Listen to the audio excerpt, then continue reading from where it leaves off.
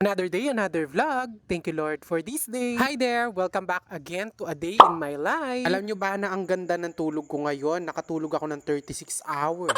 Charis. Ay Rigo, alam nyo naman the past few days ang dami nating ganap. Kaya naman mas maigi ng nakakapagpahinga. Baka nga mamaya sa sobrang busy ng atchinyo, tumagos na ako sa mga pader. Isang normal lang naman to na araw. Syempre pagkagising ko, heto, nagtimpla na nga ako ng kape. I can't imagine myself nga kung di ako makakainom ng kape sa isang araw. Baka hindi nyo ako makakausap ng maayos kapag hindi ako nakainom. Habang hinihigop ko yung mainit kong kape, heto, pinapanood ko nga yung sarili ko para naman suportahan ko yung page ko. Aba, syempre, sino pa ba naman na susuportahan ko? Dapat pati yung sarili ko. Sabi ko nga dati, kaya ko lang naman ginagawa itong pagbablog na to para malibang at maging masaya. Pero minsan talaga sa totoong buhay, kung sino pa yung hindi mo mga kakilala, sila pa yung mga sumusuporta sa'yo. That's life, sabi nga nila, kaya naman kailangan natin tanggapin. We cannot please everyone. At ito na nga, pagkatapos kong magkape, lumabas nga muna ako para silipin yung araw. Sobrang busy ko nga kasi madalas ko na lang nakikita yung buwan.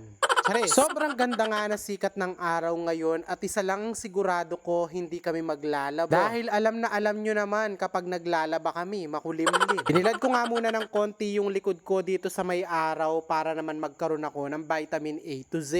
O diba? Ang daming vitamins. At ito na nga, nang matapos nga ako magbilad, pumasok na nga ako dito sa may kusina para makapagligpit ng konti. Meron nga kasing mga konting pinag-inuman ng kape dito, kaya naman lilinisin ko na bago ako kumain. Kahit nga hindi ganong kalakihan at kagandahan tong kusina namin, ay Diyos ko, gusto ko araw-araw malinis tignan. Pero kahit araw-araw mo nga linisin tong kusina na to, Diyos ko, yung mga taga-dumi namin, laging active. Sabi ko nga sa sarili ko, okay lang yan. Kung walang magdudumi, wala tayong lilinisin for today's video. Matapos nga ako makapaglinis sa lababo, napansin ko nga na merong kamote dito at sabi nga ng nanay ko, binigay daw sa kanya. Hindi ko pa nga alam kung anong luto ang gagawin dito, pero parang masarap dito is kamote Q. Nang magutom nga ako nagbukas na lang ako ng isang lata ng sardinas tapos nilagyan ko na lang ng kalamansi. Bigla ko kasing na-miss yung ulam na to. Ay Rugo, aminin nyo man at hindi, minsan kahit may pambili kayo ng ulam, basta naaalala nyong kumain ng sardinas, talagang magbubukas at magbubukas ko. Lalo na nga kung matagal mo na tong hindi nakakain. Ang balak ko talaga maggigisa ako tapos lalagyan ko siya ng kangkong, kaya lang wala akong nabiling kangkong. Ang totoo, meron talaga, tinamad lang akong magluto.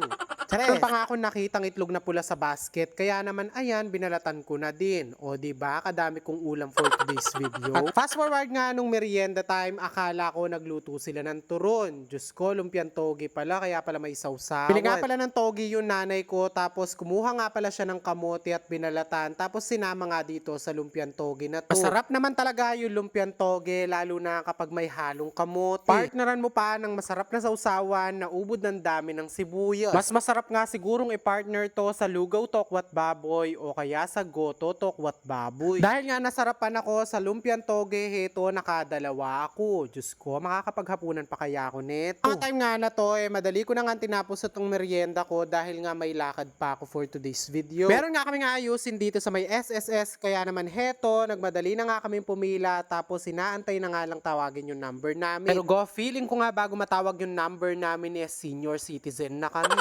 Charis. O siya, that's it muna for today's video. Thank you for watching. See you on my next vlog. God bless everyone. Bye!